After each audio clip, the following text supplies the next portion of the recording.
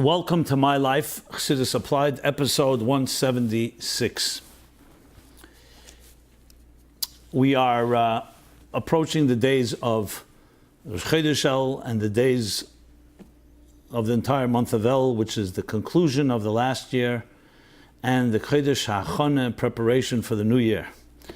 So, of course, as is our custom, and as we've been taught by the Rebbe and by the Rabbeim, Leb mit der Zeit, talk about timely matters, and especially something so with such import, which connects us to the entire last year, and all wishing us all a very blessed coming year, and everything we can do possible in our Aveda to both correct, repair, improve, and enhance our fulfillment of the mission that we were sent to this world to accomplish.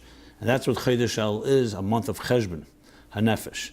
We'll also talk about the Parsha coming, Parshas Shoftim, but I also want to speak about an event that doesn't happen often, which is the solar eclipse that will be taking place tomorrow, Monday, in North America. In some parts of the country, you'll be able to see a complete eclipse, what they call a full eclipse of the sun, and in New York and other places, we'll see partial eclipse.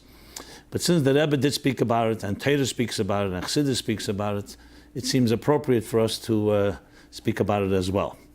But let's begin with the Chodesh El. Chodesh El, Rosh Chodesh El is, as I said, coming this midweek. Chodesh El is the day when Moshe Rabbeinu comes down from the mountain the second time. The first time was in Shivasa B'Tammuz, the 17th of Tammuz, with bad news, where he saw the building of the golden calf. After the 40 years and 40 nights he was on the mountain receiving the Torah. And now he goes back up, and 40 days later is the end of the Chodesh Av. Different opinions what day he came down the second time, and that is days that are considered not days, not Yemei Rotzen. He was not successful in his mission, which was to gain forgiveness and atonement.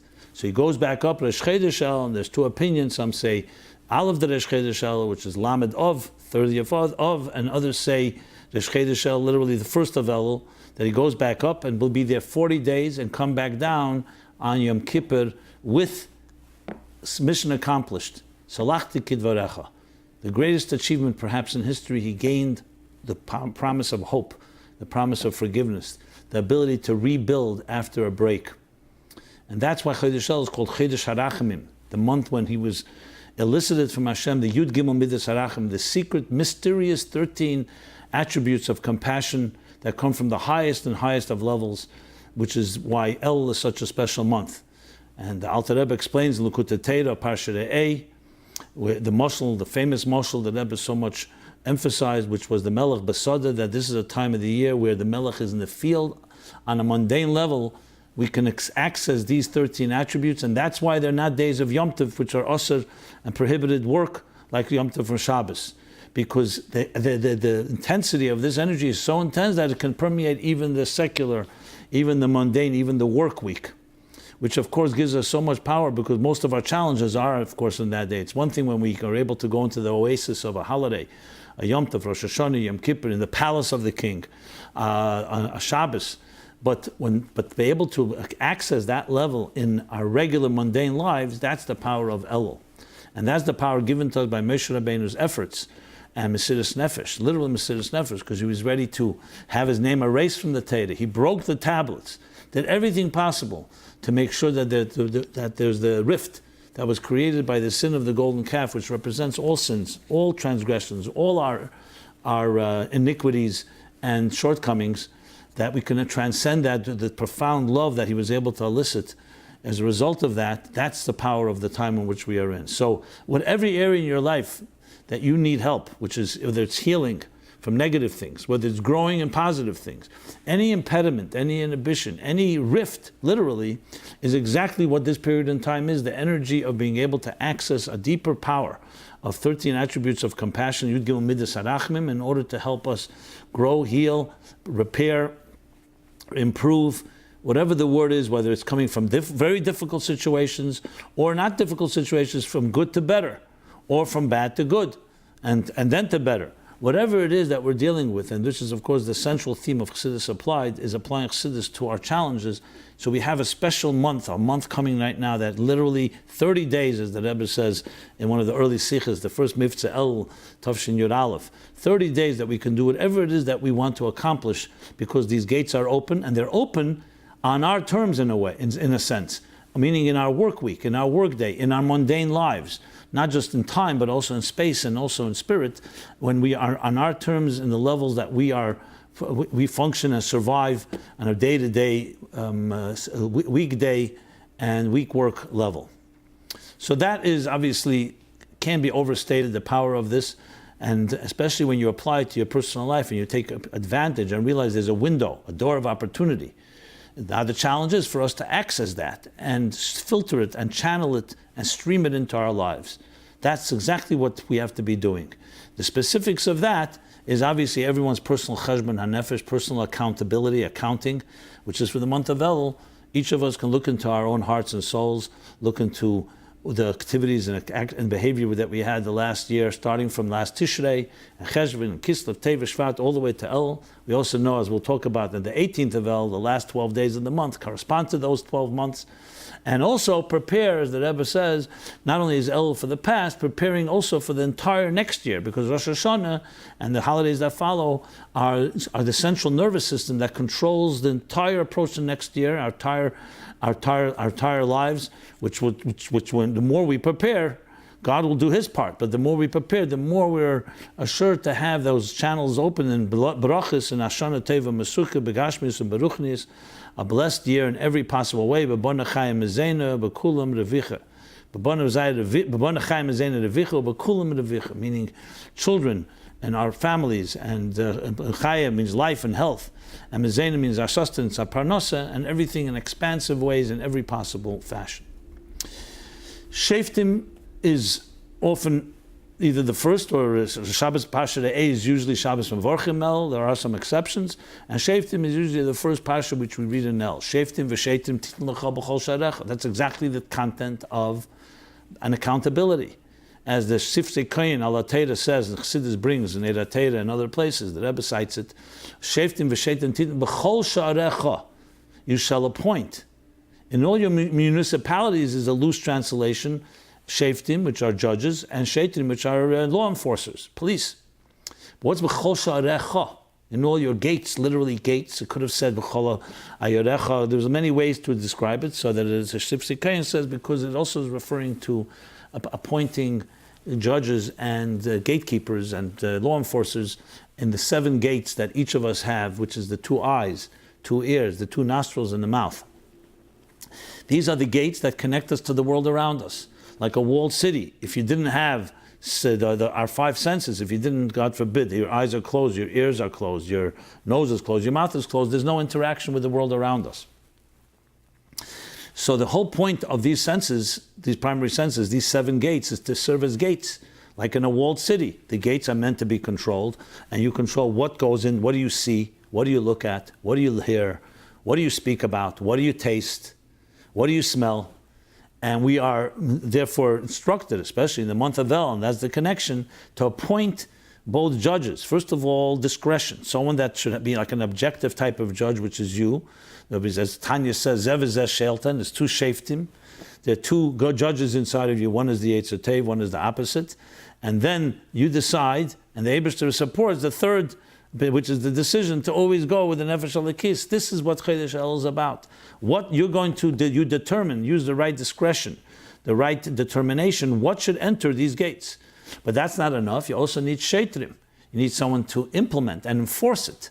A type of Yerushalayim, Kabbalah Seil, that we should actually enforce it. As the Rebbe speaks in the famous Shoftim Sikh of Tafshin and Aleph, that Shoftim v'Sheitrim is similar to the Haftarah, Shiva Shaftayich v'Yitzayich, that you have the idea of a shefer is more of a shefer is more of an authority, a shefer as well. And then there's Yitzayich, there's also an Eitzer Teva. So you need to have an authority on one hand to make sure it's implemented, but you also have to do it in a way that is palatable and relevant, and the way that we integrate it in our personal lives. So you need to have both Shoftim and you need to have Sheitrim, both in a sense the judgment which comes from seichel that is supposed to be an objective seichel, like the Alter Rebbe explains in Tanya and Perik Tes, and then later in Perik Yud Beis, and so on. Chapter the idea of moyach shalat al alev, the shefet, that the mind that tries to lend some objectivity and control the impulses of the heart, which wants to control your eyes and your ears and your nose and your mouth, the 7 gates. And shetrech is the actual effort of implementing it. Of executing and enforcing it to make sure that you stick to it and it's not just theoretical. With that, let us move over. So it's definitely the month of Chodesh El, very fitting the Shoftim v'Shoftim in that sense. Let us move over to the solar eclipse, which will be taking place tomorrow, Monday, in North America, in the United States, primarily. I think it's, I'm sure in some other places as well, but we know about it here in the United States. And I want to share a few thoughts about it. First of all, let me begin with a story. It's always nice, a story.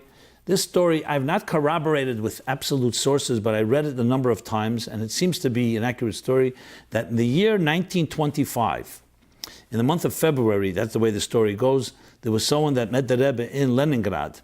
The year is Tafresh Pei Hei. The Rebbe was then in Leningrad. The Rebbe came there, I believe, in Tafresh Pei Gimel or Tafresh Pei Dalet. I stand corrected if it's a year before, around then.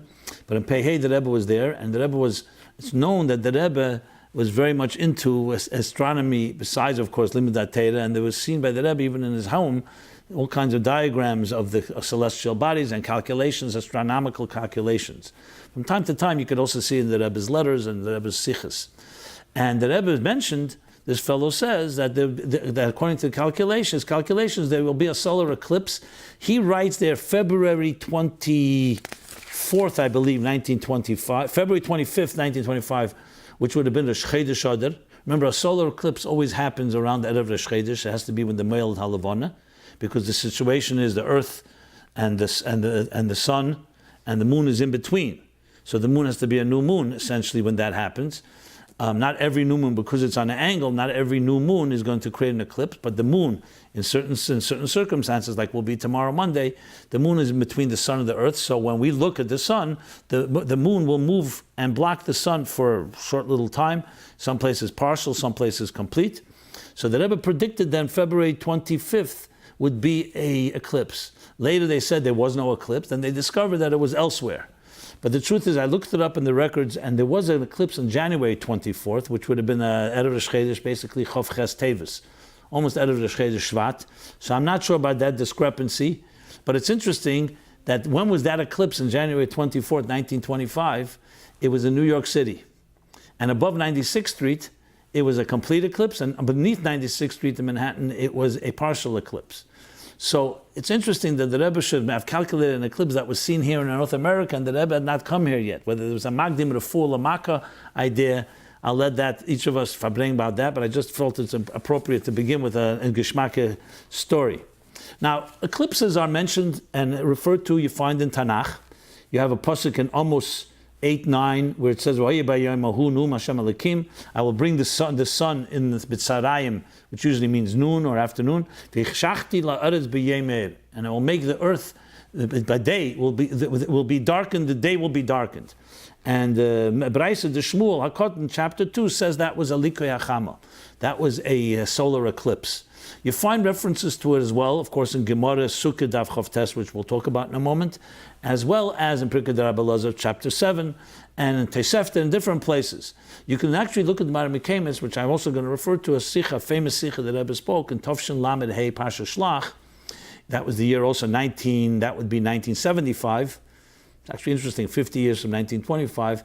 And the Rebbe spoke then a Sicha about it. It's already now printed in Likutei Sichos, volume 15, page 7. And all the footnotes there, you have all the sources of all the places, or most of the places a solar eclipse is mentioned. And well, what I'd like to touch upon is the Gemara that the Rebbe spoke about that asked the question, then Parshas Shlach, Tovshin Lamed Hei, and later became, as I said, a Sicha in Chelik 15, volume 15, Likutei Sichos, page 7. Just as an aside, the Rebbe in those years would speak twice a year. There was a Pekisha of college students and professors that would come to Crown Heights and spend Shabbos. And those Farbrengens, the Rebbe usually spoke a scientific or some type of interesting event in nature that shlach is usually those farbrengens were either shlach or koirach. The summer, that was one begisha in the beginning of the summer. And another one was around Hanukkah time, the end of basically December. Usually Pasha Vayeshev and Miketz. So if you look at sichas like Tovshin Chavtes, Tovshin Lamed, Lamed Aleph, Lamed Beis, Lamed Gimel, Lamed Dal, Lamed Hey, I think maybe Lamed Vov even as well, especially those years, it could be earlier as well, the Rebbe spoke always something unique. In the late 60s, he spoke about the landing of the moon. It was always connected to Apagisha. It was the Rebbe's contribution, so to speak, as something to be said, particularly to people who were studying academics, science, and so on. So that year, Shlach Lamed Hey was a Pagisha. I remember it very clearly. And the Rebbe spoke then two things. One was the lunar, was an eclipse. I think it was a lunar eclipse at the time. Maybe, yes, I'm almost sure it was a lunar eclipse. And also he spoke about lessons from a computer. Two different things. I will focus on, of course, on the eclipse. And the Rebbe asked the fundamental question that everybody asks on the Gemara Sukkah Daf Chav Tes. The Gemara says there that the Gemara says that the likui chama, which means a solar eclipse, is a bad siman for the nations of the world because their calendar goes according to the sun. So a blockage of the sun is a bad sign for them. A lunar eclipse is a bad sign for the Jews, Chmona Litzlan, because they count Meinin L'Levana, Daimon L'Levana. So a blockage of the moon is, so to speak, a type of blemish or a type of darkness of the mazel of Id. So the obvious, and then the Gemara talks about four different things that are connected, four different reasons that it would cause an eclipse, sins, iniquities. And the obvious question is, we know an eclipse is not something that's dependent on people's behavior. An eclipse is a natural event that's set in the calendar and can be calculated from the beginning of time. And this question is asked by everybody. All the commentaries in the Gemara ask this question. The Maral puts it this way, it's all part of nature. Others say it could be calculated. And they give different answers. The Rebbe in that psyche brought their answers, and the answers were not adequate. One answer given by the Yariz Dvosh, which is the Yavitz, the Rebbe Yenishin talks about that it doesn't mean actually a solar eclipse, it means sunspots. Sunspots not necessarily can be calculated and so on. That maybe happens as a result of human behavior. So the Rebbe negates that. First of all, who sees the sunspots? So how did we even know? Secondly, sunspots can also be calculated. They're also not just random. Another answer given is by the Shalah. The Shalah says that everything is set up beforehand. The Eibishter is higher than time, so he saw it was coming. So he set into the nature based on what he saw would be. The Isaac Hamlet in Shnei for Shnei Me'edis negates that, and the Rebbe cites that as well. That once the Eibishter, it's one thing he knows and it doesn't come into any type of expression. But once it comes into natural expression and you can calculate it, that in a way is affecting our free will. And then the other answers are given as well. There's an answer given that the Rebbe himself actually gives in a letter in volume 15 of Igros Kodesh, page 260, where the Rebbe speaks about the clouds. That what could be controlled, even though the eclipse is calculated and you know it's going to happen, but maybe there will be clouds and you won't see it. So there the Rebbe gives that answer, but then in Tovshin Lamed Hey, in the Shlach Sich, and the Rebbe negates that answer as well, because the bottom from above all is a leitzachnish to say it's not so easy to just explain it that way, and especially from the Gemara's mashma, it's not negay whether you see it or not, it's negay that it happens. Anyway, you can look it up again in the Sikha there. So anyway, the Rebbe negates these reasons, even his own explanation, and the Rebbe explains, and this is also brought, and he cites different sources, that it's not that the Gemara is saying that it's bad because of a sin, rather it's a predisposition like a mazel. Like we say mazel oder, for example, is a time a mazel body for Eden. That's why we make simchas and other good things. That's not a guarantee. It means it's a predisposition. There are times in the year that are predisposed to something positive. Month of Av, the mazel is the opposite. So we don't make simchas and we don't do other things. Same thing the Gemara speaks about the mazel. Some people born in a certain mazel. Doesn't mean that they're going to be aggressive and become a tzeh. They have the free will. They can become a sheikhet. So the Gemara is saying that there are times that are predisposed to be a certain leaning that way, and for goyim that would be a negative predisposition, but they can overcome it with effort. And the same thing with Eden. But the Rebbe speaks about the Eden even more so because they have the ability to reach deeper in an easier way. You can look that up in the talk. It's not so negate for this discussion here. The point being is that the Rebbe's explanation, which really, once you read the Gemara, you see it, how much it makes sense, is that there's no such thing as something controlling our life. To say there's going to be an eclipse means it must be a bad time, or it means because we did a sin, because there can be, that would negate free will. Rather, it's a predisposition, something we have to be more careful. Interestingly, in a talk that Rebbe gave, more careful and therefore work harder, and we don't have to be affected by it in that negative way. Interestingly, in a psyche that Rebbe spoke to the Neshei B'nai, to the women, in the year Tafshin Nun Aleph, was the Chav Dalet Elul. So the Rebbe speaks there, and he refers to a solar eclipse that happened on Erev Chodesh Av, 29th of Tammuz. And the Rebbe says there, he speaks bichlal about that when you look at the sun, the moon, and you look at the celestial bodies, the fact that they are such intensity, you have to say something even more powerful is that moves them. So it indicates on the Eibishter. And the Rebbe says specifically this relates to us in the context of when we speak about a solar and lunar eclipse, because when the sun is eclipsed, you see the moon more magnified, and when the moon is eclipsed, you see the sun more magnified. So the Rebbe says that the fact that there's an eclipse, that also indicates on the Yad Hashem, but especially the fact that right after the eclipse, it goes back to exact the same intensity that it was before, which means it didn't really get weakened. It's only weakened for the moment that it blocks it.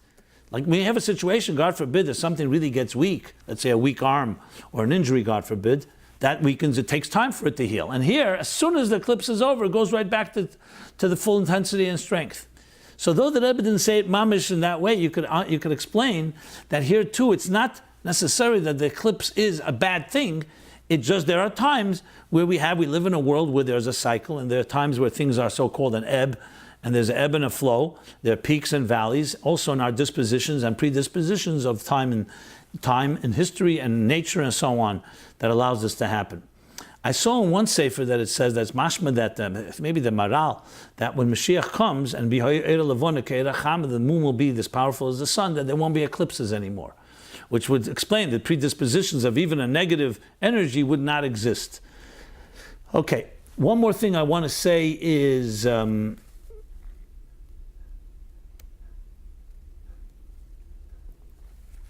that letter that I quoted from Igros Kodesh, that person asked the Rebbe, well, you should make a bracha.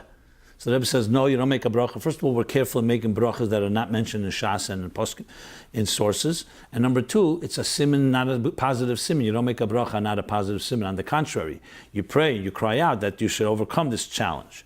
So that's just wanted to add that as well. Anything else I'd like to throw into this is... regarding I wanted to also mention, I said before the clouds, one of the reasons the Rebbe negates the clouds is because number one, there are countries where there are no clouds. And again, what I said before was also that the Lashon Gemara is Kishama'edis Leikin. That's about the eclipse itself and not about seeing the eclipse necessarily. Okay. Well, from all this comes out, I want to add one more thing, on a personal note, not mamish related to solar eclipse. I was giving a class and some of my students asked me about the fact that the 15th of Av, of course, is the full moon. And Chassidus explains from the Kisvei Arizal how powerful, when the full moon comes after Tisha B'Av, so it shows on why it's the greatest, like Chamish Asar B'Av and Yom Kippur, because Chamish Asar B'Av is that powerful aliyah of Malchus, which is Lavana, to full intensity after such a great descent that happened on Tisha B'Av. That year that I gave that class, there was a lunar eclipse. So, of course, a lunar eclipse indicates on a concealment. So I asked the Rebbe, in the name of the people in the class, how do you explain that? So the Rebbe firstly wrote that all lunar eclipses happen on the 15th of the month.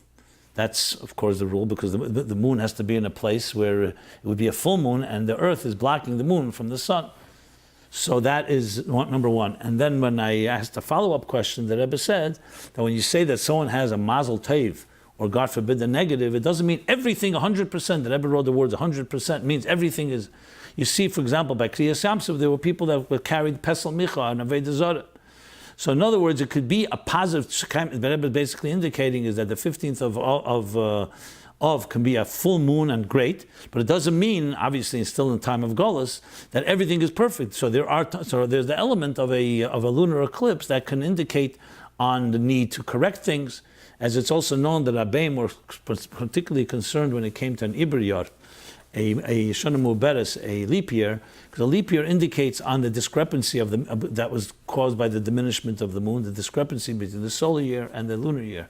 So it was always known that it was a time of trepidation a bit, because it was a time to fulfill, and we obviously elevated by using the extra days to do even more Aveda and Torah and Mitzvahs and Kedusha, but there was the trepidation because it's a reminder of that Pagam HaLavona, the so-called wound, the injury of the moon.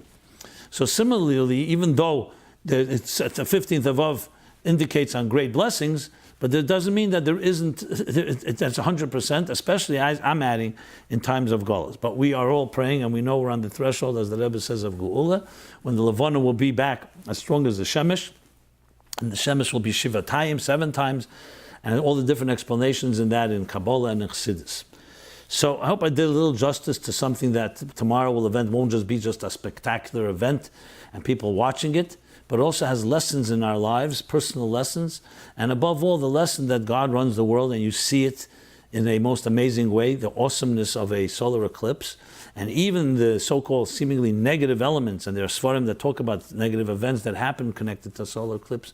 As we all know, that's a predisposition, it's a challenge, just like the month of Av is a challenge.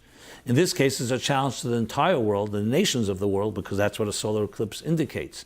A challenge that the goal here is to overcome that challenge and improve in our behavior in the context of tzedek and yesher, sheva mitzvahs b'nei neach, of making the world a much more civilized place. So a solar eclipse is like a wake-up call toward that, to that effect, to create a time when we will no longer need to have any type of reminders of concealments, even for a minute or 2 minutes or 2 minutes and 40 seconds or whatever the length of the solar eclipse will be. Okay. Let us now go and move on. I want to just make one more thing. Cross-reference. Shoftim was discussed in episode 80. Elul was discussed in past episodes 30, 31, 34, 79, 80, and 129.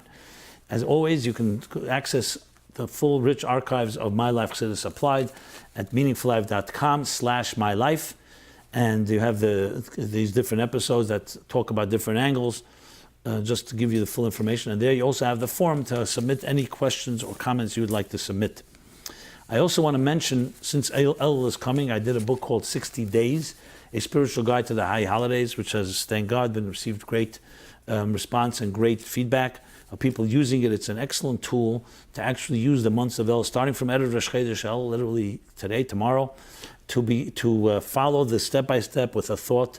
These are based on, as I write in the sources in 60 Days, based on, obviously, the Nigla and Chassidus and Kabbalah, Chassidus Chabad, with great emphasis, of how each day in Elul you find on Machshava an idea connected to Elul, with an exercise for the day, with facts, customs, and full explanation of the prayers as we go through Elul and Tishrei, all the way till the end of Tishrei. The book is available. You can get it online at Amazon or on our website, or in any, as they say, quality Jewish bookstore. And you can also receive a daily email that we start sending out literally tomorrow. It's a free email that gives you the daily thought and exercise for each day. So I encourage you to subscribe to that. This could all be done at meaningfullife.com at our website.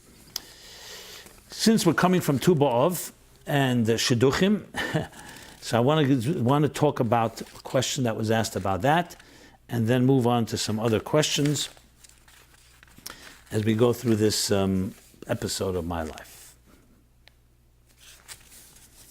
Okay. The question is this: can the practice of B'nos Yerushalayim, dancing in the fields in a modest manner, be reinstated if an appropriate venue and environment can be secured? We treat Shidduchim as secretive and inaccessible, in that the young people have to rely on other adults' judgment to decide whether or not they are suitable to as much as meet each other. Perhaps the prejudice can be mitigated if we adopt a similar practice to the ancient Tu B'Av rite, where young men and women can meet each other in a non-judgmental, holy manner. And obviously it's tznius in a discreet manner. Yes, that's the summation of the question. I just want to read it a little more at length. Dear Rabbi Jacobson, thank you for this past show highlighting the inspiration that can be drawn from Tu B'Av. I think the practice of B'nos Yerushalayim dancing in the fields in a tznuah manner is something that should be reinstated. And that would help eliminate the prejudices I just mentioned. This may sound too utopian, but I was wondering if you could share some thoughts on this. Sadly, I think this would be labeled not tznius, which leads me to ask the question: how could it be done in the times of Mishnah? And if it is not tznius, perhaps we should censor this Mishnah so as not to give people the wrong idea. Thank you again for your informative and inspiring MyLife Chassidus Applied shows. I look forward to them every week. Kol Tuv. A very intriguing question, and thank you for asking it. It's obviously, if this was done in time of the Mishnah, it was done in a tznius way. That's not even a question. And the Mishnah is not talking about it, talks about it in a positive way, and talks about it in a way that actually brought the shidduchim, and so on, which is, of course, the greatest blessing of all, fulfilling the first mitzvah and building a home and a family in a sacred manner. So there's no question about that it was done in a tznius way. Why this custom does not continue to be, I can speculate. I didn't look it up. I'm not sure if anyone really talks about it, but I will look into it more in depth. I will just speak now from my own understanding. It could very well be mitzad yiridus hadeirus. And yes, we have lower levels and standards of tznius, so Chacham may have seen it not appropriate to continue maintaining it. Remember, in the time of the Mishnah, you're talking about time, either Zman HaBayis or right afterwards. You're talking about a very high level of ruchnis that existed then, despite their challenges. Very, very different than our day and age where the modesty is a major issue, and it may not be appropriate, and venues could not be created as such. I mean, you can argue certain type of social settings where they have single events, which are done al pi halacha and Torah and sanctioned by Rabbanim and so on. Is it quite going in the field? Maybe not a field, but it's a similar idea, different venue. Is it based on that? I don't know. So the idea of obviously man and woman meeting to shidduchim is a critical thing, a foundation in Jewish life, but it has to be done the proper way. It'd be interesting to study, when did Shatchanim come into play? There is the famous sikh of the Rebbe Chayesara Nun Beis with the question halacha whether Eliezer, the Eved Avram, was a shatchan or a shliach. So you have the concept of being a shatchan, but when did shatchanas become a major factor in Jewish life? That it deserves. If anybody has any thoughts on that, please send that in. And maybe somewhat connected. Maybe that was a way of countering the tznius issues and avoiding certain nichshelim and so on, to make it somewhat with a buffer and more discreet. But I would not go ahead and start trying to institute something. Firstly, you need Rabbanim for that. Secondly, even Rabbanim are not just going to do something that doesn't have a precedent. Since it's not been done, no one's going to really break the status quo. And I see no reason why we cannot find good, healthy ways to create this type of interaction. I agree with you entirely about prejudices and all the challenges that sometimes become too limiting, and you have to have more loose ways to be able to meet. But it has to also be done under the right, proper approach and in a certain moderate way. I don't believe in any extreme. You don't have to go to one extreme or the next. It has to be done in a way that makes sense. You know, the Rebbe will cite one thing. I remember Tovshin Lamed Hey, Tu B'Av, the Rebbe said something interesting based on that Gemara. The Gemara says that the B'nai Sin or B'nai Yerushalayim would go out into the fields, and they would say, and they would dress their best, and they would say, Bocher Sona Inecha. Bocher, young man, raise your eyes. And they would basically look at me. So the Rebbe said that from that we learn two things. That before the time comes for a Bocher to raise his eyes, he shouldn't be raising his eyes. That's why he has to be told by the women, raise your eye, by the maidens. On the other hand, when the time comes to go and shidduchim, you have to raise your eyes and look. You can't say, I'm so chassidish and so disconnected, I'm not looking. So we see from that, right there, a lesson, that you need to have both. You need to have a certain element of discretion, and the time, before the time, one shouldn't be indulging or in their eyes and other things that are not necessarily appropriate in the right and wrong time. But when it comes to time, absolutely. You have to marry someone you enjoy looking at, someone that is pleasant to the eye. Obviously, personality and other factors that come into play. So there's an element of engaging and not just doing it by mechanically and saying whatever you set up for someone. That type of thing of a prearranged without any type of looking at the other person is also derived from that same Mishnah that's not the way to go. So, okay, I think I covered that. Fine. Next question, which is not necessarily related to this period in time. Maybe everything is related, but not directly. Dear Rabbi Jacobson, I love learning Tanya Chassidus. Just a moment. I love learning Tanya Chassidus. Nevertheless, I also enjoy reading the Zohar in English on my own. How do you suggest to study this book? Thank you. Best regards. So I have to just share something always the best thing is to Ein Lonu Ela Divrei Harav, something to repeat from the Rebbe himself. Hey, Rabbi Ashlag, a grandson of the famous Ashlag who wrote the Sulam on the Zohar, the commentary in the Zohar, went by the Rebbe by dollars. We see it on a video, you could see it. And he says to the Rebbe, he quotes from Tanya, in the Geras HaKedesh, Simach Chavov, the Alter Rebbe cites the Zohar, that B'hai Sifra Diloch, through your Sefer, Yafkin B'nei Yisrael Migalusa, Barachimim. That through this Sefer, Yafkin B'nei Yisrael, Jews will go out of Golas Barachimim, with mercy, with compassion. So he's asking the Rebbe if the Rebbe can help encourage, since he's involved in teaching Zohar and learning Zohar and so on, the Rebbe can help encourage the learning and teaching of Zohar. So the Rebbe said the following words, loosely translated. He said, the same Alter Rebbe quotes that Zohar, quotes other Zohars, and gave us Chassidus, where he quotes all the Zohars we need, necessary for going out of Golas, and also for what we need to learn. Anyway, Rabbi Ashlag keeps insisting, and the Rebbe says, I cannot go against the Alter Rebbe. The Alter Rebbe did it this way. That's the Zohars he quoted. And then the Rebbe says to him, Nara Nara Pashta, which means different rivers flow different directions. That means everyone has their type of custom. And the Rebbe gives him $1 and gives him a bracha. But the assistant basically says, and very, very adamant, refuses to acknowledge that that's the approach, that, this is the approach. He's not negating that he should do it. But the Rebbe is basically saying, I have an approach that I was taught, and this is the derech that we have. It's critical to understand, Chassidus is Kabbalah for our times. That's the bottom line. When the Alter Rebbe wrote Tanya and all the Maimorim, he took Kabbalah, he distilled it, translated it.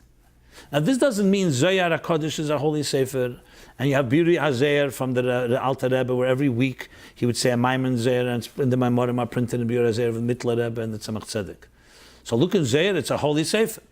Same thing with Kisvei Arizal. Same thing with other Sifrei Kabbalah. But talk about learning in a way that we can relate to, those Zohars and all the Kisvei Arizal were filtered, so to speak. You could say they were harnessed, they were directed, channeled to us through Chassidus Chabad. It's not two separate things. I would even go far as saying that the Kabbalah of our time is Chassidus. Now, again, to learn in Zohar, by all means, but it's not the derech halimud that we were taught. So I would say the following. If you want to read Zohar, you're going to have some translations, you probably have to have some teachers. But I would first emphasize, learn Zohar through Chassidus Chabad, especially the B'yuri HaZohar. Obviously, from time to time, you have to look it up and see it in its source. Now, I'm not going to go tell anyone and saying, if you have a shir, you want to learn every Shabbos, a piece of Zohar of that parsha, or all of it. By all means, learning is learning. We're talking about what's the best way to use your time, and what's the way to understand Zohar, because Zohar is mostly cryptic, is doing it through the people who are the experts in Zohar, starting from the Alter Rebbe and all the Rabbeim. And the same thing with Kisvei Arizal. Can you go learn Kisvei Arizal? Of course you can learn. It's a holy Zohar, holy Sfarim. The question is whether you could understand it. Secondly, should you use your primary time? When the Rambam, for example, writes, even though it was controversial, that he wanted to write a sefer that you wouldn't need all the Shas and all the Sfarim between Teresh B'Ksav and his sefer. So what did he mean to say? He wanted to make it easy by distilling it all. Now at the end of the day, as the Rebbe says, the Alter Rambam himself qualified it in his letters that he didn't mean it that way. The Rebbe added Maramikemis and did Maramikemis on the Rambam. But there's a concept that sometimes you read it from a person who's an expert who really channels it all. Now, you can't say this across the board because in Seder Yeshiva we learn Gemara and we don't just learn Alter Rebbe Shulchan Aruch. We don't just learn Rambam. But when it comes especially to Kabbalah, where it's more sensitive and more subtle and more complicated, the real question is where are you going to best use your hour of time? So when you learn Zohar, and I can speak B'didu Avda Uvda, and then you see how the Alter Rebbe says it, you no question it comes alive in a different way. So might as well learn it in that fashion. And then if you want to go back to the Zohar to supplement, to complement, which we all have to do at times because you want to see it in the source and see the context, by all means. So that's how I would suggest going about it. But again, if lokim shali bechafetz, a person should learn with their heart desires. The Zohar is filled with fascinating stuff, many stories, many midrashim in a way, and there are Sfarim today that have good translations in Hebrew. There's some English translations. I don't know how accurate they are, but there are existing translations. And as I said, like all healthiest Sfarim, there's part of the Torah, and that's a fact as well. Okay. Next question. Mashiach below lamata masaret tefachim. What does it mean that Mashiach should come lamata masaret below 10 tefachim? What did the Rebbe mean when he said the Mashiach needs to come lamata masaret tefachim? My question is because there seems to be a big difference between what the Rebbe has said and what has been implemented. In particular, women's learning in the local schools. Does below 10 tefachim also mean in halacha that the Crownite's Bezdin needs to be on board and paskin as such in order to make things happen? Because when speaking to one of the members of the Bezdin, I discovered that he was unaware that the Rebbe had said that women are equally obligated in learning as the men. Thank you and kol tuv. Well, I really want to divide this question into two because the second part, not so clear even what the question is. But let's start with lamata masaret tefachim. It's an expression you hear many times, lamata masaret tefachim. Actually, the Rebbe himself answered this question. How do you like that? Yud Shvat Tovshin Lamed Zayin. To be precise, Mitzvah Shabbos Parsha Boy. Yud Shvat that year was Shabbos Parsha Boy, like the original Yud Shvat Tovshin Yud. Mitzvah Shabbos, besides Shabbos was a Fabrengen, there was Fabrengen Mitzvah Shabbos. A recorded Fabrengen. At the end of the Fabrengen, the Rebbe answered a bunch of questions that he's asked, why he says V'chulu, and some other questions. And then, Mamash at the end, the Rebbe says, also the question is asked, why I use more than others the expression Lamata Masvarat Tfachim. So the Rebbe answers.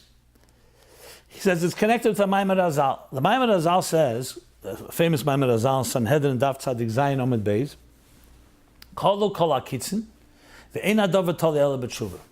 All the kitzin, all the deadlines for Mashiach's coming have ended. In time of Shas, it says. And now it depends nothing but on tshuva.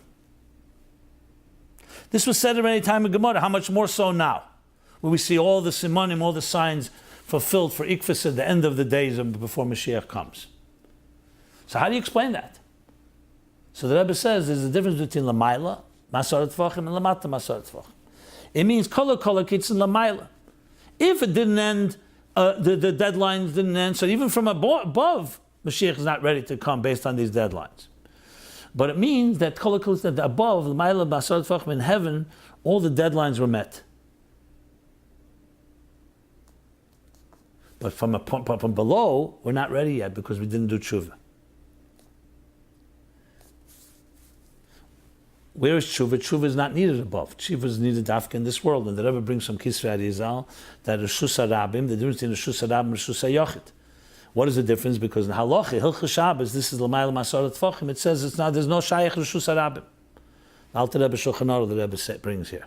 The whole Reshus HaRabim, which is the whole issue of Lamata, is only Lamata Masaret Tfachim. Masaret Tfachim are a certain measurement, obviously. Higher than Masaret Tfachim is not considered Reshus HaRabim. And the Rebbe goes into specifics and detail a little more about it. And in Kabbalah, it explains why, because L'mayla Masaret Tfachim is Reshus HaYochid, Yichud Yishalayim. Elokus is Begili there. It's the world of Atzilus. So you only see Reshus HaYochid, one unified, one private property, so to speak. What's Reshus HaRabim? Rabim means the multitude. Tura de Pruda, there's a separation. There is there's duality. There's division that leads to separate, fragmentation. That's Lamata Masaret Tfachim. Where you need tshuva, you don't need tshuva where there's Achdus, where everything is united in Atzilus, Lo Yigur Chara, there's nothing negative. Where do you need tshuva? Dafka in a place where there's fragmentation, where there's dissonance, where there's separation. So you need tshuva to reconnect. The Rebbe speaks about a little Alpi Kabbalah. Reshus HaYochid is the height is 10 and its width is Daled. Reshus HaRabim is the opposite. Is the Daled is Shem Havaya. The height is 10. I'm not going to go into that. You can look that up. It's very, very kitzur from Eitz Chaim. So tshuva is dafke lamata masaret tfachim. And that's why the Rebbe says, I emphasize that expression. Because people could say, if I would not say lamata masaret tfachim, say the gula is already here above, but we don't want it above, we want it below. We want to dafke lamata masaret tfachim. So when we're in a stage like now, we should have miyad hein negol, that Mashiach should come immediately. And he brings the famous sipur that when they said there was a ketz in the year Tafresh Beis, Tafresh Vov, Tafresh Ches, Tafresh Vov, Tafresh Ches. So the Rebbe Marash asked the Tzemach Tzedek, what happened with the Kes? So he said, look what the Torah was printed. The Rebbe Marash answered, B'dafam the Gula Kipshuta, which means the Rebbe says, in other words, L'mata Masarat Tefachim.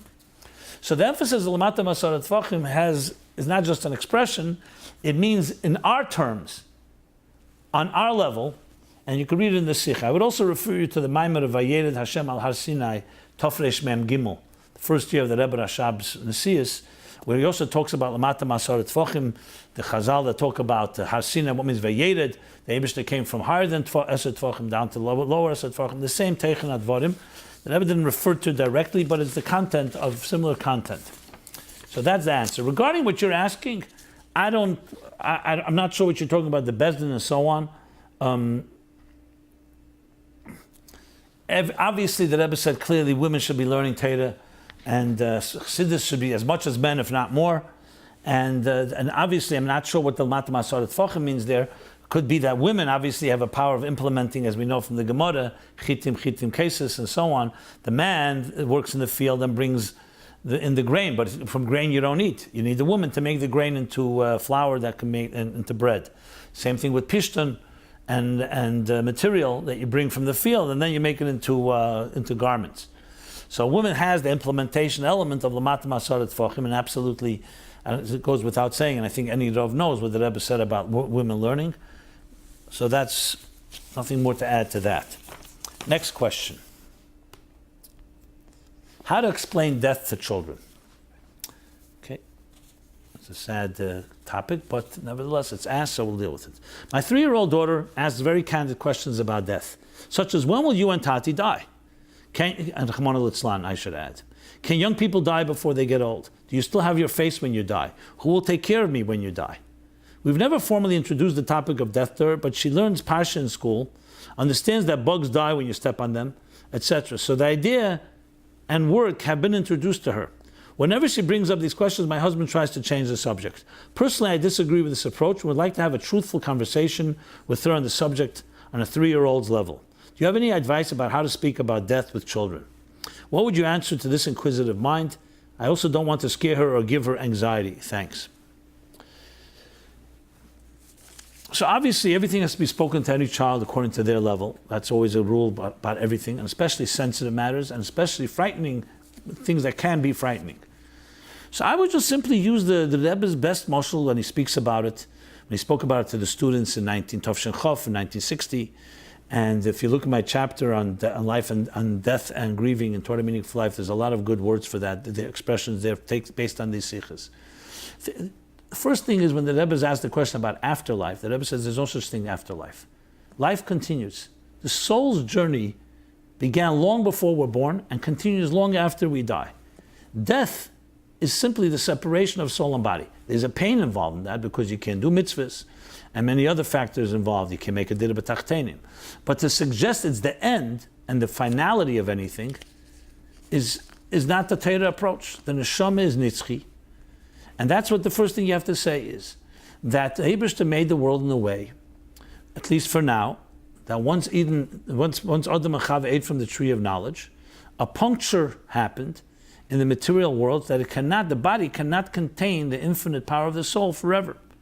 Think of it like a cup of water. If there was no evaporation, why would the water ever have to leave the cup? Electricity of the soul is not limited. It can continue to sustain and energize a body forever. But once the body got punctured, like a cup gets punctured, the water starts leaping out, the body begins to age. As we see, we get older, we start wearing down, the wear and tear of life. This can be explained very easily. At some point, but till Mashiach comes, there will be a separation, a short separation.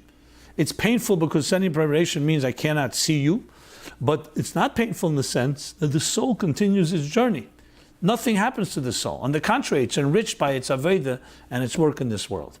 So I would explain in the context of energy. Maybe a good example is go to the kitchen, take a piece of ice from the freezer, put it in a cup, put it on a fire, and you'll see the ice turn into water.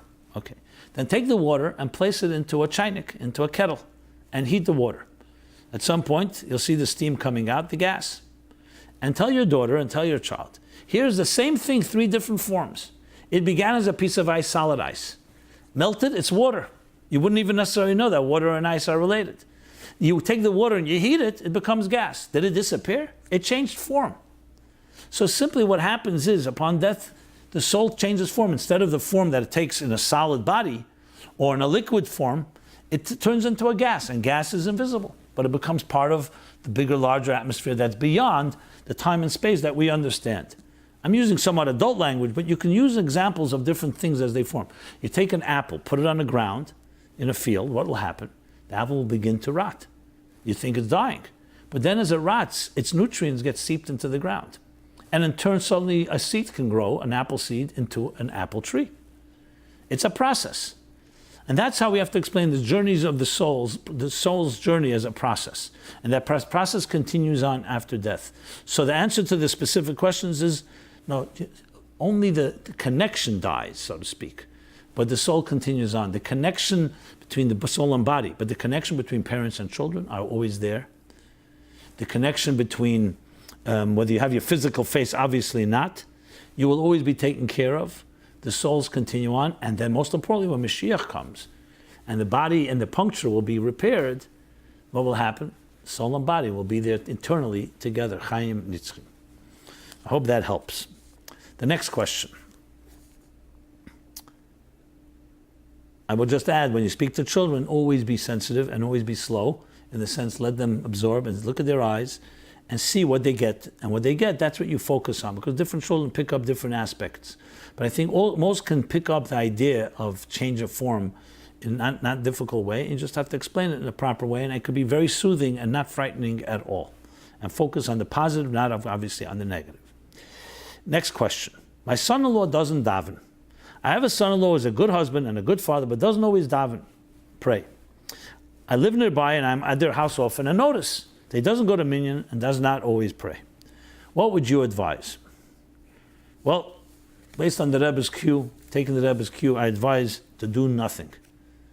It's not your business, and I don't mean to put it so bluntly, to get involved in this area. You want to be a living example of a good person? Be a living example. But it's not the role of a mother-in-law to get involved and start telling her son-in-law what to do, what not to do. Even with a son, they get a certain age, married and so on, you have to be careful, because you may not end up doing anything positive. You may just end up a person trying to avoid you and see you as just a threat. Now that doesn't mean you're wrong, but it means that we have to sometimes exercise restraint. That's my very straightforward answer. Are there exceptions? Exceptions would be if it starts spilling over. Let's say your daughter came to you and said, I have an issue with this. Then too, I would tell her, why don't you speak to your husband? And even that is a question whether Mashpia would say, go speak to him. Maybe this is a battle you shouldn't fight. Above all, bring positive energy. Usually a person not davening means they're not inspired and they're not passionate. So find a way to make that Shabbos table more inspiring. I'm talking about for a wife. A mother-in-law should not get involved. And generally parents and in-laws should not get involved in people's personal lives of couples.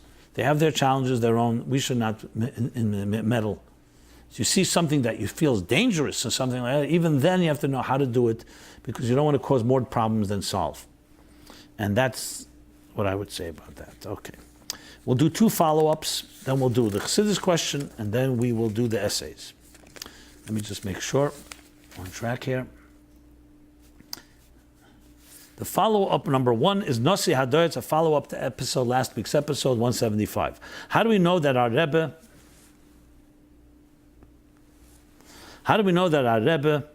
is the Nasi Hador? And furthermore, that all our Rebbe are more than the seam of their Dar.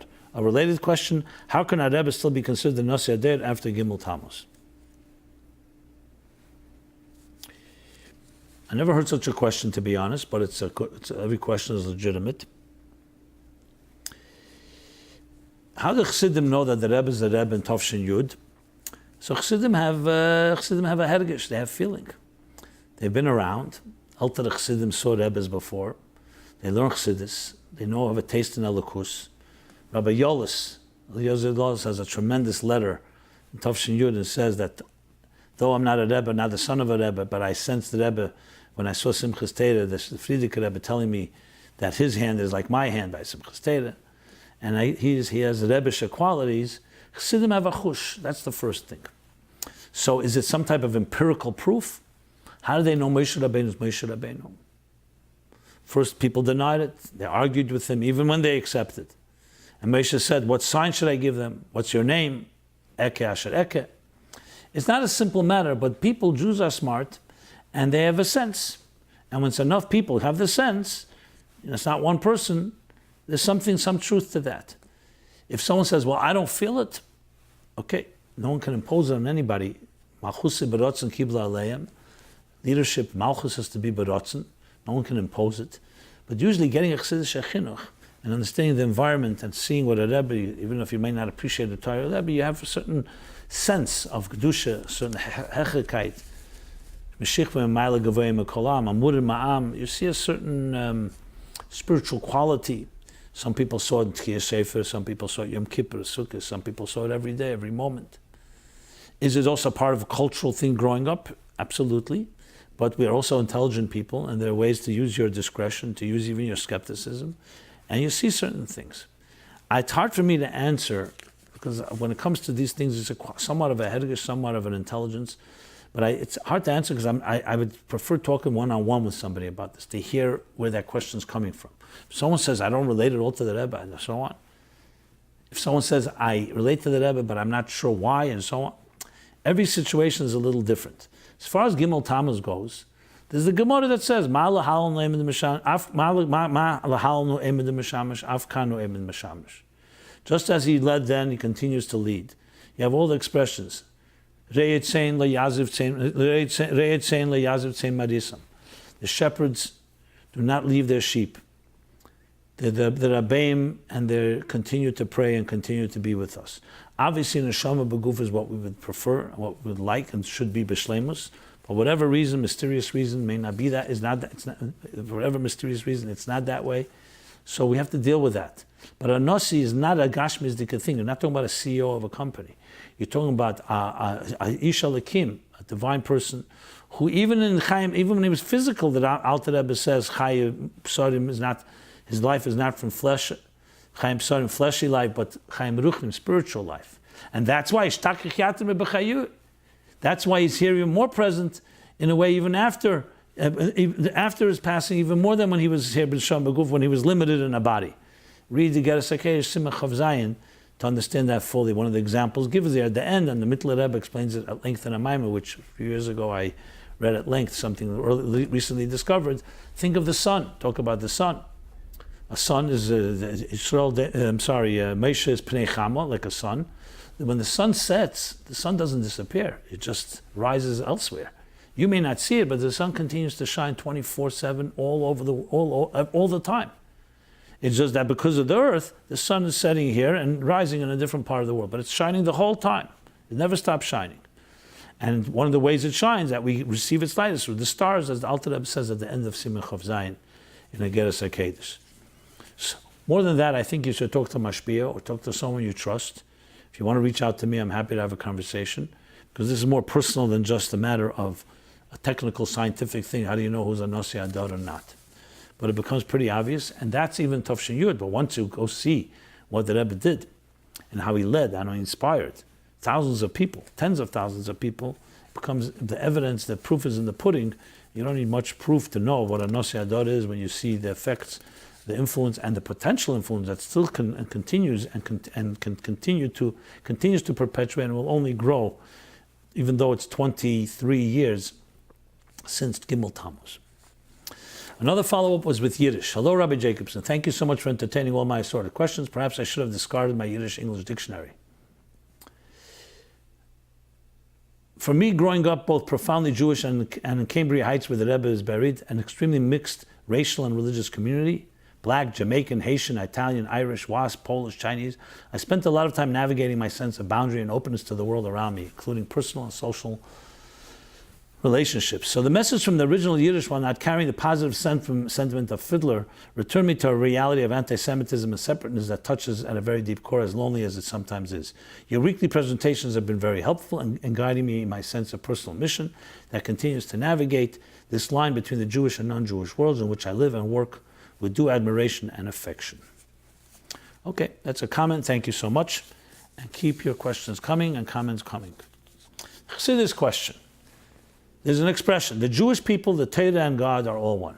Yisrael araisa v'kutshabrichu kul echad. This is a phrase from the Zohar that is quoted very often in Chassidic literature. Please, could you clarify what this means? In what sense are the Jewish people, Torah, considered as one? So first, let's start with the source.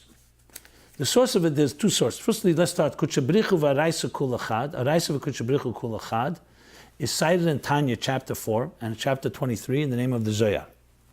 And the Zohar that the Rebbe zeichens for this is Zohar volume 1, 24a, and volume 2, 60a. Also, Tikkun Zohar, Tikkun Vov. I think at the beginning. Now there's another Zohar, and this is a Zohar in volume 3, 73a, and there it introduces Yisrael. And the expression there is Tlas Kishran Da B'da, Miskashan Da B'da, 3 knots bind with one another, Yisrael, Araisa v'Kutshabrichu. Which implies also, as you read there, a unity between them. Now, so let's just get to the source. Of course, the question is what this means. We don't know Hashem Echad. Since when is the God one with other things? Very basic question. And you don't say one with all of existence. All of existence He created. When it comes to Torah and Yisrael, you have these expressions. So the idea that Machshavten Shal Yisrael and Torah Kodmu Chol Davar, that they precede the rest of existence, that can be understood, but it doesn't say Chad with the Ebershter. See, Kodmu Leilam, Shnei Dvarim Kodmu Leilam. And the Pasuk, the Eliyahu, and it says, Tanad Ve'Eliyahu asks the question, any day, Mid Kodmu Lami, which one precedes which, until we know, Daber El B'nai Yisrael, Tzavaz B'nai Yisrael, that Yisrael Kodmu L'Teir. But that is Kodmu to the world. Like we say, Bereishis is B'shul Yisrael, B'shul HaTeirah. But here we're talking about Chad.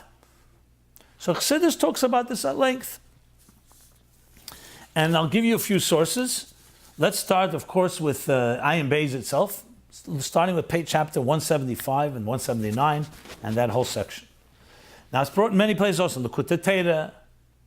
There's a mimer from the Rebbe, Pasach Rab Shimon Tov Shel Amedal, and Sefer Maimorim Kontreisim Chelik Gimel. I'm sorry, Sefer Maimorim Meluket Chelik Gimel from Tov Shel Amedal. Where there you could look up all the other specific sources, primarily from the Alter Rebbe. There's a Biurei Azer from the Mittler Rebbe. And the diuk is Miskashron. Agav, incidentally, in Tov Reish Nun Zayin, there's a mimer from the Rebbe Rashab. He says that the Loshen that is brought in Chassidus, it says Gimel Dargin. It doesn't say Gimel, it is Tlas Kishrin, which is 3 knots. It says 3 levels. But he says that's how the Alter Rebbe always said, 3 knots. And the Rebbe has some notes on that as well. And the focuses on the word Hiskashrus, Miskashron, because Miskashron, Echad, in the Zohar on Torah it says Kol Echad. Miskashron, Hiskashrus implies 2 things that are separate and on their own are not the same, and yet they're bound together. And there's different Maimorim explain this in different ways. Sometimes Hiskashrus is seen as lower than Achdus, and sometimes it's considered higher. And then there's also Dveikus, the word Dveikus, which means to cleave and to bond. So in these Maimorim it talks about it, and clearly you see that it's coming to explain this idea that it's not so simple. It's not Hashem there's only one God. However, the level of Neshama and Torah are not separate entities. They are reflections of the divine.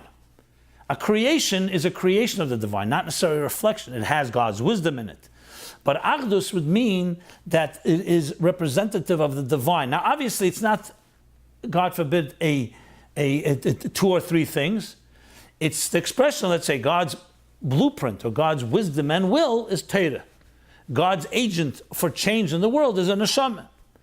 So there's a place where they're rooted in a higher level where they're not even separate. You can't even say Torah, Araisa, Kutshabrichu, and Yisrael, Araisa, Kutshabrichu. And then there's a level where they become expressed as one, like sometimes Chassidus talks about Eir. There's Er Kodem Kekadmuse in Atzmus because of its complete bittul. It doesn't have any entity of its own. And then there's Er as it gets revealed, as we know, Neshamas come down, as Torah comes down, as the Alter Rebbe explains in Perek Daled and Tanya. So when we say Echad, firstly, number one is, it doesn't mean that it's the same thing. It means it's united in one expression. It's not replaceable. You still say, this is Kudshe B'richa, this is Torah, this is Araisa, this is Yisrael. And number two, on the highest levels, the Chad is such because all it is nothing but Elikus. And it retains that quality as it comes down, even as Torah comes down. So Torah Shal Kodesh Baruch Hu. Anashama, Neshanasate B'Taherihi, Afal Pishachati Yisrael. So yes, it can be affected by things, but on its core level, it remains Chad. In that sense, connected and one. The level of unity, that's discussed in these Maimarim. Is it like two things that connect, which would be more on the outer levels, or is it like literally like one, like two flames that have become one? Dveikus, Achdus, as he explains, Primis HaTerech, Chetzenis HaTerech, same thing, Primis HaNeshamas, Etzem HaNeshama, that is the core soul, the soul as it comes down below. Okay.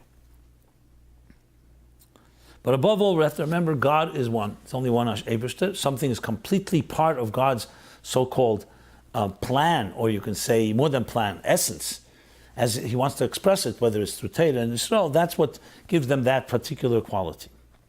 Let's now go to the essays. We have 3 essays. The first essay is The Chassidic Keys to Finding Our Individual Purpose by Stephanie Blithstein, 22 years old, Mayonot, Plano, Texas.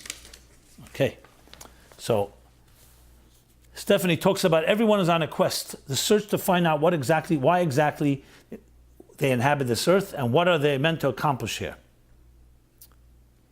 Experiences such as gap years, midlife crisis, and eat, pray, love journeys have become so commonplace in society, just proving that the yearning of most is to find their purpose in life. Modern day psychology acknowledges this self-actualization as the highest level of human need. Acknowledging the need of a purpose in life is the simple part. Identifying the specific mission is more complex. However, through the teachings of Chassidus, a person can be clearly guided through their quest for finding their purpose. And she goes on to first talk about where does the longing for purpose come, and that's our connection to God, the godly soul. What is our ultimate mission? Steps to identifying our unique purpose, and specifically identifying our strengths, very well done in this section especially. Identify our weaknesses, use the knowledge of our strengths and weaknesses to do action. So it's a very practical essay, well done, and I commend you for that. Essay number 2 of this week. By the way, this essay and all essays are posted weekly. You can see them at MyLife Chassidus Applied, meaningfullife.com/MyLife Applied. meaningfullife.com/MyLife. And just look for the essays. You can also get them in your inbox. You subscribe to our weekly newsletter. Next essay, Joy, The Pathway to a Meaningful Life by Ari Franklin, 16 years old, Yeshiva Boys School of Pittsburgh, lives in Brooklyn, New York. Joy, The Pathway to a Meaningful Life, yeah. Most of Chassidic thought is dedicated to the spiritual aspects of Judaism, from praying to learning. However, a large faction of Chassidic thought deals with general human problems and shows a path that will help eradicate negative traits. It begins to talk about depression and its negative impact on us. And of course, the Alter Rebbe's Perek Chavav and Tanya does a very nice summary of that Perek, and then applies it to our lives through a beautiful story, of course, with the Tzemach Tzedek and the Kantonist and the soldiers, about shining buttons with sand and water. That's the sand and water is the Tehillim and the tears. And then it says, but today everything has to be done with joy. How joy plays a critical role in the fulfillment of our purpose. So this, again, a very nice essay. And finally, essay 3 for this week. Welcome to the New You. Welcome to the New You by Shneur Zalman Goldberg, 34 years old, Brooklyn, New York. Everyone has an area which improvement is necessary, although not convenient or comfortable, and for all practical purposes, one can be quite distant from actual change. Many are inspired by parenting techniques, education, and self-improvement, but not always do these pieces of information actually take us out of our exile. Imagine finding out that there are tools that can make this a reality, and even more so that every Yid essentially possesses these tools, that you can actually change for the better. Well, it's real, and we will see this as we shall see in the coming essay. Talks about Mitzrayim, how their people actually were able to cause God forbid they shouldn't be able to leave there, but how today connecting to the essence of who you are, is something that never leaves you. Talks a lot about the etzem of a yid. And type of more palatable English language, and decisions based on the essence aren't subject to change. That's the gist of it. The practical applications of the essence of you, that no matter what happens, you always have that going for you, and how that applies in many areas of life, including shidduchim. I'll let you look that up yourself, how that applies. So with that, we conclude MyLife Chassidus Applied, episode 176. Everyone should have a gebench to Chodesh El, aksiv v'chsimetev, a good gebench to Yod. And the more we prepare for this month, the more we yield its fruit. And should be even the month of Elul, as we know that Rebbe is 5 Rosh Tevis, and the fifth one is Ashira, which is refers to the Geula Amitis Vashlema. It should be a month of Geula, and we should march into Rosh Hashanah in the Geula Amitis Vashlema with Mashiach Tzidkenu. Thank you so much. Until next Sunday, 8 to 9 p.m. This has been MyLife Chassidus Applied.